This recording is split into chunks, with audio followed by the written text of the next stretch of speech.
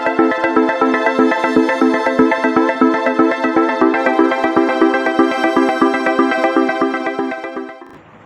Student, कैसे आप लोग? आई होप अच्छे होंगे। तो अभी भी हम लोग लाइट चैप्टर को ही कंटिन्यू कर रहे हैं और क्लास 10 का जो ये लाइट चैप्टर है इसका आज के लेक्चर में बेसिकली हम लोग मिरर फार्मूला और साइन कन्वेंशन के बारे में देखने वाले हैं और साथ ही साथ इसी मिरर फार्मूला के ऊपर कुछ न्यूमेरिकल को भी सॉल्व करके देखेंगे ताकि इस मिरर फार्मूला को बेसिकली हम लोग अप्लाई कैसे करेंगे और इस मिरर फार्मूला के ऊपर आपको न्यूमेरिकल सॉल्व कैसे करना चाहिए, इन सारी चीज़ों के बारे में आज के लेक्चर में हम लोग देखने वाले हैं। तो बहुत ही ज़्यादा इंपॉर्टेंट है और एक चीज़ ध्यान रखिए कि मेरा हर वीडियो का जो नेक्स्ट अगला वीडियो होगा उसका लिंक इसी वीडियो के डिस्क्रिप्शन में दिया हुआ रहता है। तो आप इसी वीडियो के डिस्क्रिप्शन में लिंक पे क्लिक करके आप अगले वीडियो को आप देख सकते हैं। तो चलिए हम लोग देखते हैं सबसे पहले मिरर फार्मूला क्या होता है। देखिए, मिरर फार्मूला आपको क्लास 10th में ड्राइव करके नहीं देखने की रिक्वायरमेंट है, ये लोग हम लोग क्लास 12th के अंदर पढ़ाते हैं। तो 10th क्लास में सिर्फ आपको फार्मूला से मतलब है, इसलिए हमने यहाँ पे मैथमेटिकल एक्सप्रेशन को डायरेक्ट लिख दिया हूँ बाय एमएफ। एमएफ का मतलब हो गया मिरर फार्मूला। ये होता है 1/v + 1/u = 1/f। अब यहाँ पे कहिएगा कि VUF क्या होता है, तो F तो बहुत ही सिंपल, क्या होता है? Focal length.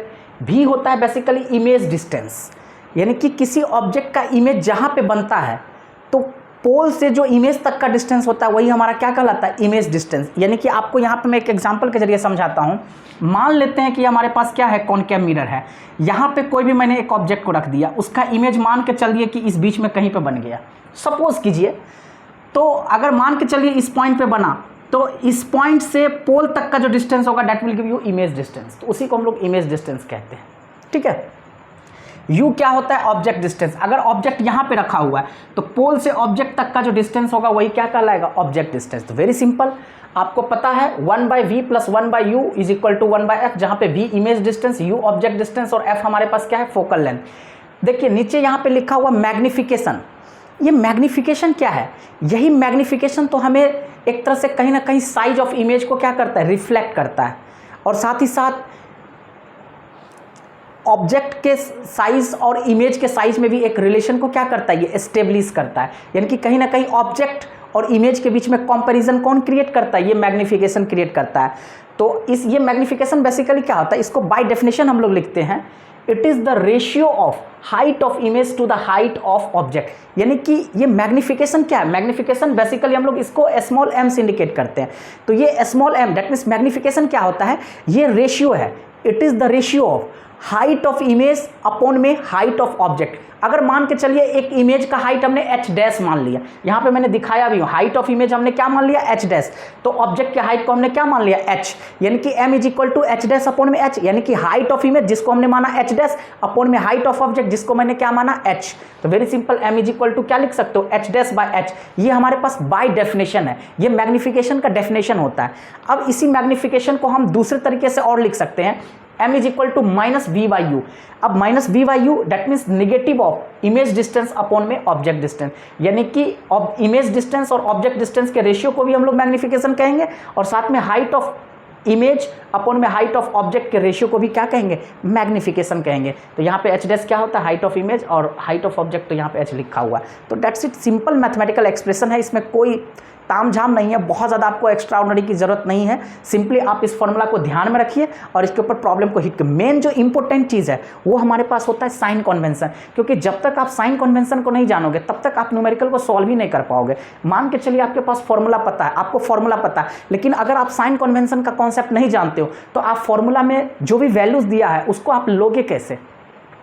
ऐसा नहीं कि जो वैल्यू दिया डायरेक्ट पुट करके निकालोगे, फिर वो गलत हो जाएगा, क्योंकि जो भी वैल्यूज हमें प्रॉब्लम के अंदर दिया हो रहता है उसको हम as per the sign convention he formula के अंदर हम क्या करते हैं? साइन कन्वेंशन का वैल्यू लेने के बाद ही हम उसको फॉर्मूला में डाल के कैलकुलेशन करते हैं। तो इसलिए साइन कन्वेंशन को सबसे ज़्यादा जरूरी है समझना, और मैं इस साइन कन्वेंशन को एक बहुत ही आसान तरीके से आपको समझा रहा हूँ।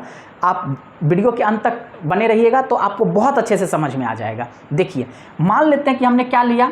ये कॉनकेव मिरर ले लिया, ठीक है, और ये हमारे पास क्या है? Principal axis. आप यहाँ पे लिख भी सकते हो, ये हमारे पास क्या है? एक्चुअली PA, मतलब ये हमारे पास क्या है? Principal axis. आप जैसा कि देख रहे हो, और मैंने बताया था कि ये प्रिंसिपल एक्सिस और ये मिरर जिस पॉइंट पे इंटरसेक्ट करता है उसी पॉइंट को क्या कह देते हैं हम लोग? पोल कह देते हैं। Very simple.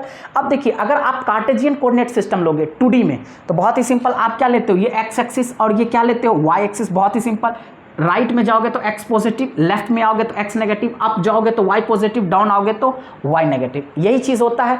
और कार्टेशियन कोऑर्डिनेट में जब भी हम डायरेक्शन स्टार्ट करते हैं तो कहाँ से करते हैं? ओरिजिन से। ओरिजिन से अगर राइट में जाएंगे तो पॉजिटिव, लेफ्ट में आएंगे नेगेटिव, अप जाएंगे पॉजिटिव, डाउन आएंगे negative. That means x positive, x negative, y positive, y negative.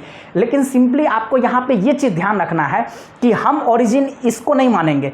जब भी हम मिरर या किसी भी लेंस को हम अगर यहाँ पे रखेंगे तो हम पोल को ओरिजिन मान लेंगे, यानी कि जो भी डायरेक्शन हम यहाँ पे कार्टेशियन कोऑर्डिनेट सिस्टम में ओरिजिन से लेना स्टार्ट करते थे, हम जब साइन कन्वेंशन के केस में लेंगे तो हम यही ओरिजिन हम किसको मान लेंगे? पोल को। यानी कि हर चीज़ का डायरेक्शन हम कहाँ से स्टार्ट कर देंगे? पोल से। Very simple. बस अंतर सिंपली ध्यान इतना ही रखना है कि जब हम साइन कन्वेंशन लेंगे तो पोल को क्या मान लेंगे? ओरिजिन। यानी कि पोल को हमें क्या कंसीडर करके चलना है?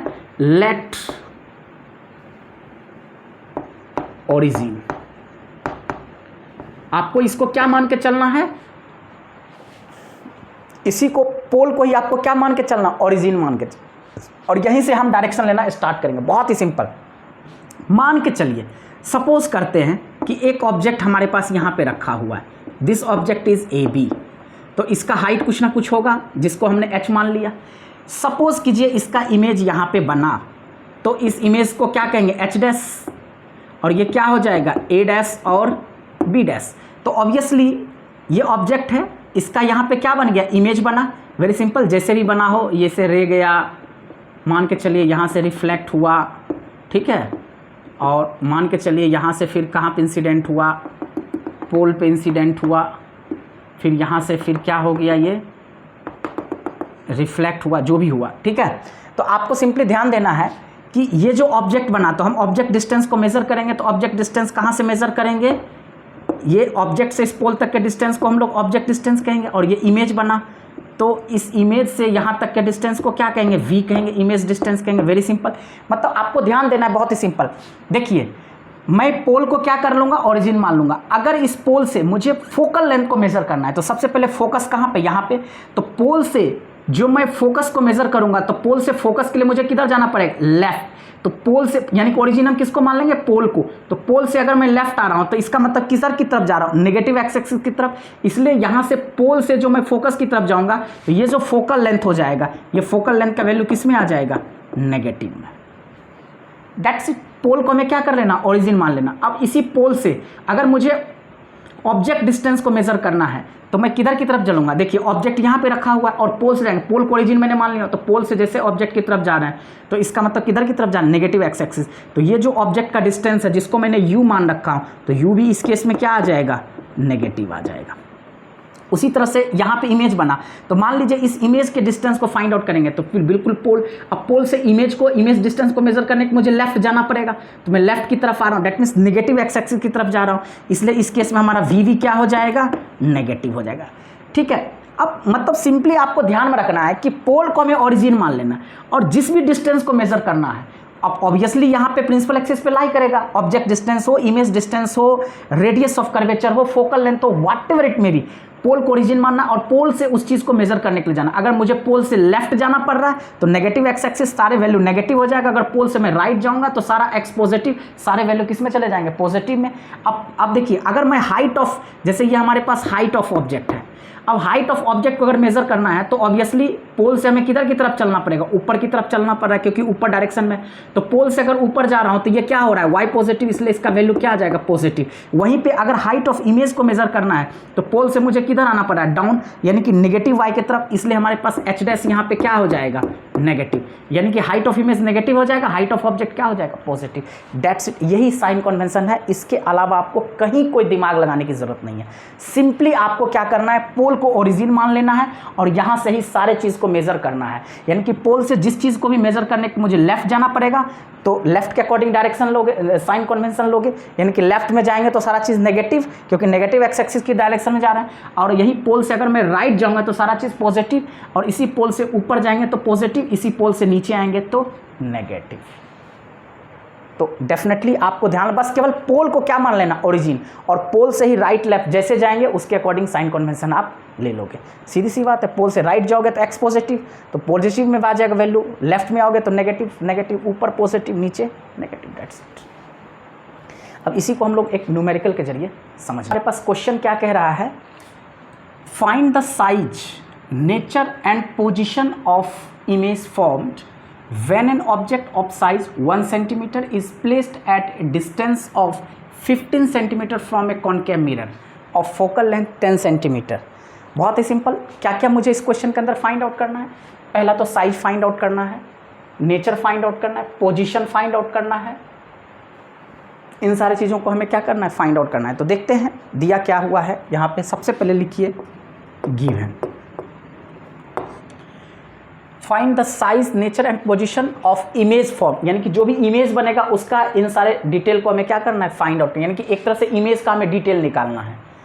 When an object of size, यानी कि ऑब्जेक्ट का साइज, ऑब्जेक्ट का साइज डेट मीन्स कहीं ना कहीं मुझे क्या दे रखा है? हाइट ऑफ ऑब्जेक्ट, यानी कि हम लिख सकते हैं यहाँ पे h हमारे पास कितना दे रखा है?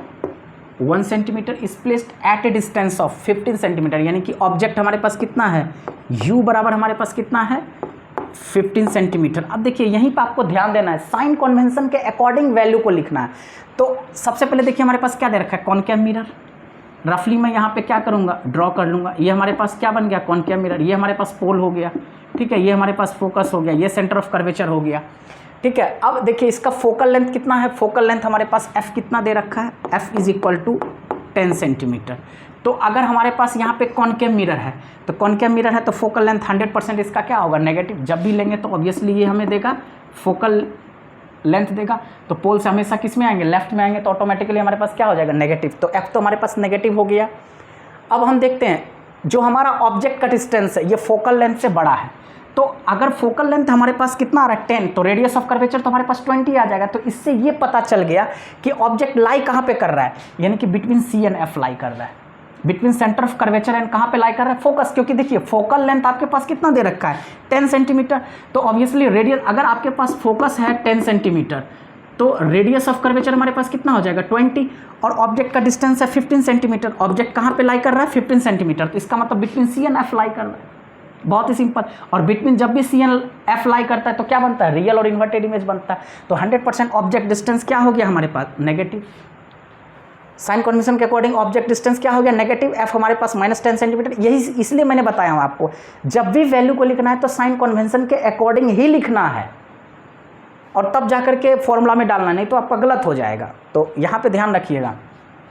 अब देखिए हाइट ऑफ ऑब्जेक्ट, तो ऑब्जेक्ट मान के चलिए यहाँ पे रखा हुआ है h, तो h हमारे पास कितना हो गया? 1 सेंटीमीटर। Very simple. तो h तो हमारे पास ऑलवेज किस में आएगा? पॉजिटिव में।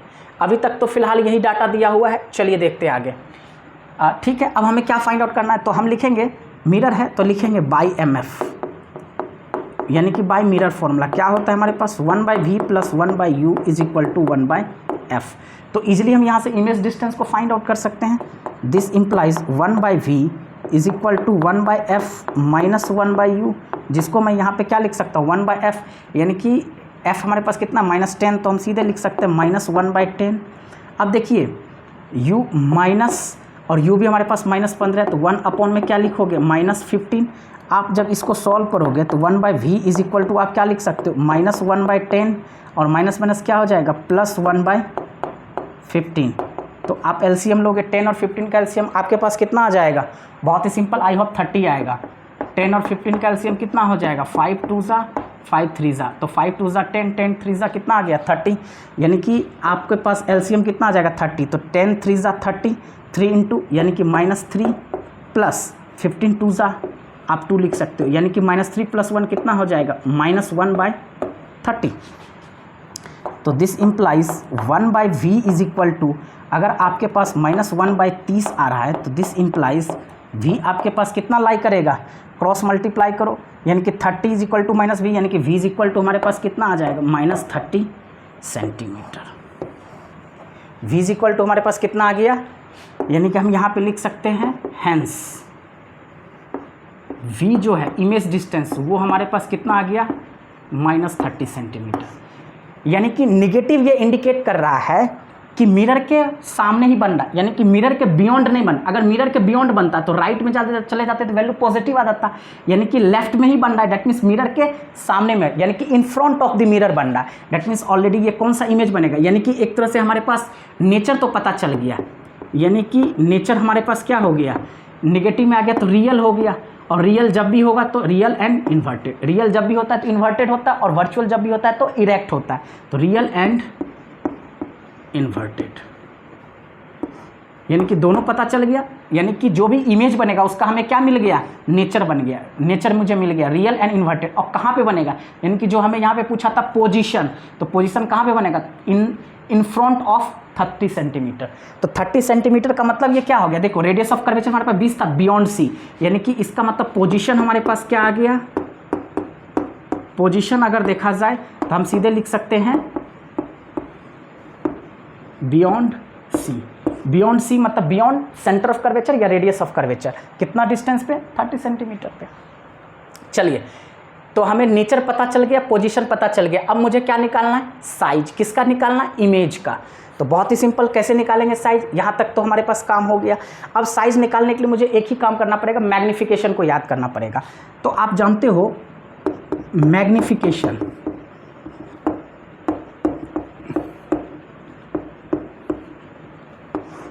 तो m बराबर फॉर्मूला क्या होता है, -v/u। अब देखिए यहाँ से आप m निकाल सकते हो, m is equal to -v, तो माइनस ऑलरेडी कितना दे रखा है, -30 डिवाइडेड बाय u हमारे पास कितना दे रखा है, -15,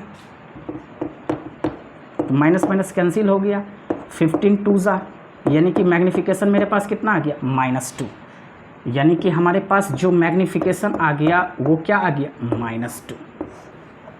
ठीक है, तो इससे एक चीज़ तो क्लेरिफाई हो गया, अगर मेरा मैग्नीफिकेशन नेगेटिव में आ गया तो ये साइज ऑफ इमेज को बता देगा। डैट मीन्स अगर मैग्नीफिकेशन हमारे पास 2 आ गया तो जो ऑब्जेक्ट है उसका डबल टाइम्स क्या होगा, इमेज का हाइट होगा।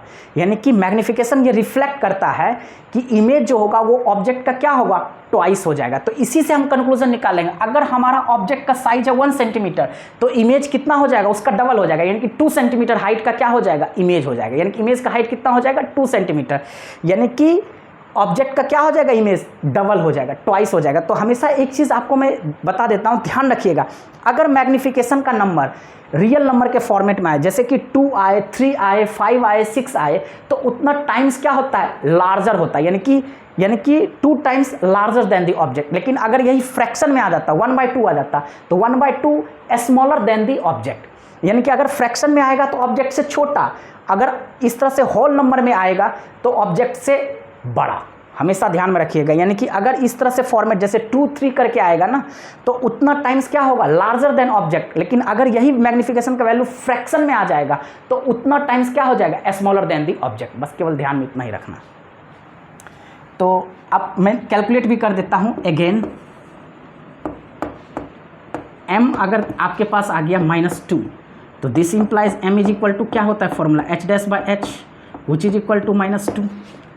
तो यहीं पे देखिए दिस इंप्लाइज, मैं आपको सॉल्व करके बता देता हूँ, m is equal to h' मुझे निकालना है, और मैग्नीफिकेशन है -2 इंटू h, तो -2 इंटू h हमारे पास कितना था, 1 सेंटीमीटर, मल्टीप्लाई कर दीजिए, तो दिस इंप्लाइज h' आपके पास कितना आ गया, -2 सेंटीमीटर। h' आपके पास क्या आ गया, -2 सेंटीमीटर, यानी कि यहीं पे मैं लिख देता हूँ h' आपके पास कितना आ गया, यानी कि हाइट ऑफ इमेज कितना आ गया, -2 सेंटीमीटर। तो ऑब्जेक्ट का तो डबल हो गया, लेकिन माइनस नेगेटिव करता है, इन्वर्टेड है।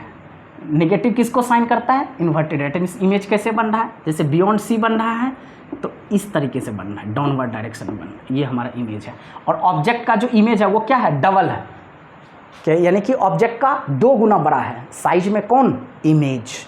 तो h' इज इक्वल टू हमारे पास क्या आ गया, -2 सेंटीमीटर। माइनस किसको दिखा रहा है, इन्वर्टेड को दिखा रहा है, और 2 सेंटीमीटर ऑब्जेक्ट 1 है, तो दैट्स इट। तो इस तरीके से मैंने कोशिश किया आपको बहुत अच्छे तरीके से समझाने का, लेकिन यहाँ पे तो मैंने एक न्यूमेरिकल को सॉल्व किया हूँ। आप कोशिश कीजिए इसके ऊपर ज़्यादा से ज़्यादा प्रॉब्लम को सॉल्व करने के लिए। जितना ज़्यादा आप इसके ऊपर प्रॉब्लम को सॉल्व करोगे, न्यूमेरिकल को सॉल्व करोगे, आपका कॉन्सेप्ट उतना ही अच्छा होता चला जाएगा। Thank you.